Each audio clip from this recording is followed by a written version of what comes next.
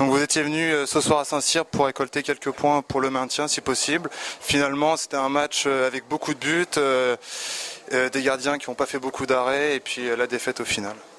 Oui, je pense qu'on est surtout venu pour prendre un point, sachant que Saint-Cyr à domicile c'est très très dur. La preuve, je crois qu'ils n'ont perdu aucun match à la maison.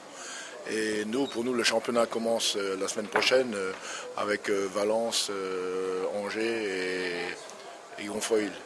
Donc le mini-championnat qu'on joue à 3, il commencera la semaine prochaine.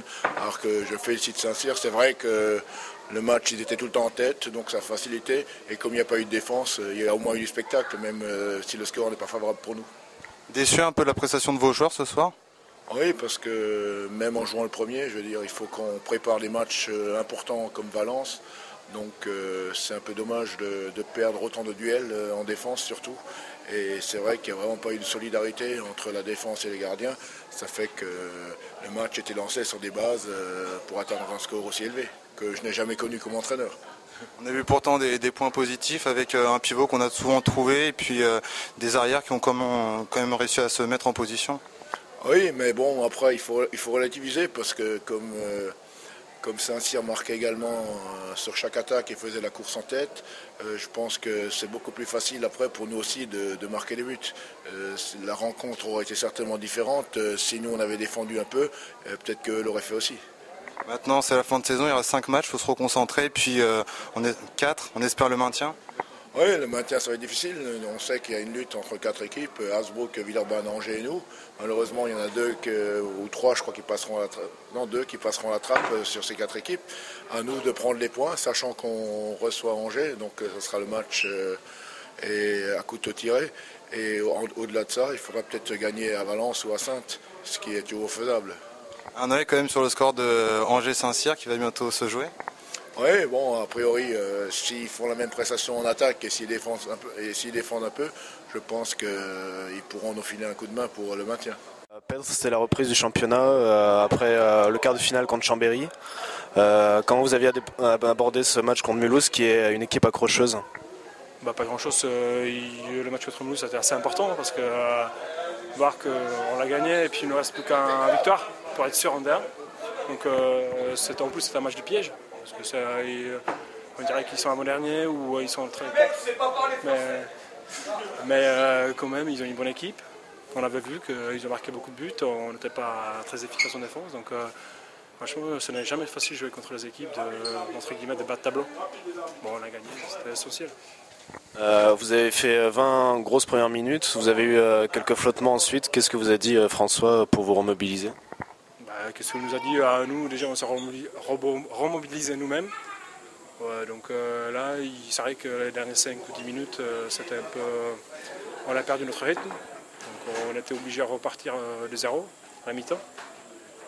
Bon, ce qui était réussi, donc on a gagné. Bon, François, il nous a bien sûr qu'il nous a un peu engueulé. C'était pas beau les dernières 5 minutes. Donc voilà. On n'a pas besoin d'entendre grand-chose. On se remobilise tout seul. Maintenant, et mercredi, il reste une victoire à aller chercher à Angers pour obtenir cette montée en LNH. C'est ça, tu as tout dit, il nous faut gagner un seul match, donc si on le gagne ce mercredi-là, c'est fait, tout est fait, et puis on est en D1. Après, bien sûr qu'on va continuer à jouer, on veut être premier, on veut avoir le titre, donc le championnat est loin d'être fini. François, c'était la reprise du championnat ce soir, contre une équipe de Mulhouse qui n'est pas facile à manœuvrer. Ça a été un peu tout à l'attaque. Ouais, c'était un bon match de NBA ce soir. Donc on n'a pas été bon en défense, ni au rebond défensif. On était un peu performant en attaque, mais c'était un peu visiblement le thème du soir, parce que Mulhouse a joué comme nous, le tout pour l'attaque. Alors, ça fait un match intéressant pour les spectateurs, pour les supporters. C'était bien, 78 buts, ça fait plaisir de voir autant de buts. Maintenant, en termes de handball, il n'y a pas eu de tout juste partout. Maintenant, bon. On sait que nous, il faut qu'on gagne des matchs. Tout ne sera pas parfait jusqu'à la fin, mais tant qu'on gagne, on ne va pas pleurer. Il reste 4 matchs de championnat.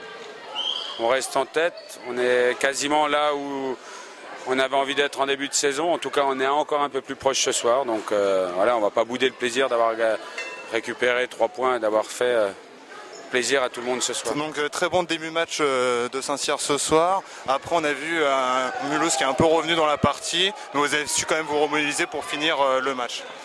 Ouais, on savait que Mulhouse, là, ils étaient sur une bonne période, ils avaient fait 4 bons matchs. Et là, il fallait les prendre très au sérieux, donc c'est ce qu'on a fait, donc c'est bien. 20 minutes plutôt bonnes, où on a réussi à enchaîner défense, montée de balle. Et derrière était assez en réussite sur le gardien. Et puis là, on a commencé, alors ça défendait pas super bien, mais c'était assez bien pour faire un écart. Après, la problématique, c'est qu'on défend un peu moins bien, on n'est plus capable de mettre les duels, les buts en vis-à-vis. Donc ça, c'est un petit peu embêtant. Et puis, ça, c'est embêtant, un manager général qui ne sait pas se tenir. Voilà. Et puis, autre problématique, c'est que sur la fin de la mi-temps, on prend les 2 minutes. Donc, après, le début de la deuxième mi-temps en infériorité numérique, on n'est pas bon en défense, mais on fait but pour but.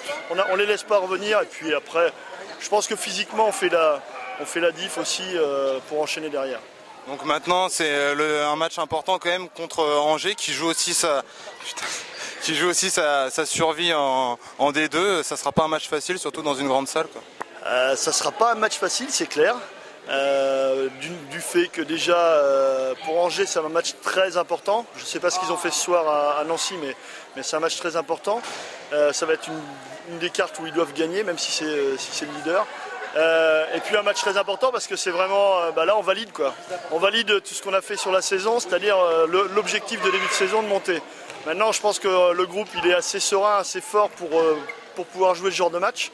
Donc on va faire en sorte que ça se finisse bien, que le manager fasse un peu n'importe quoi et ça va aller jusqu'au bout quoi. Donc pas de problème pour mercredi soir. Une prochaine galipette pour Franck? Ouais, écoute, je pense qu'il est capable de faire n'importe quoi. Mais il ne sera pas capable de nous surprendre. Voilà. Salut les gars.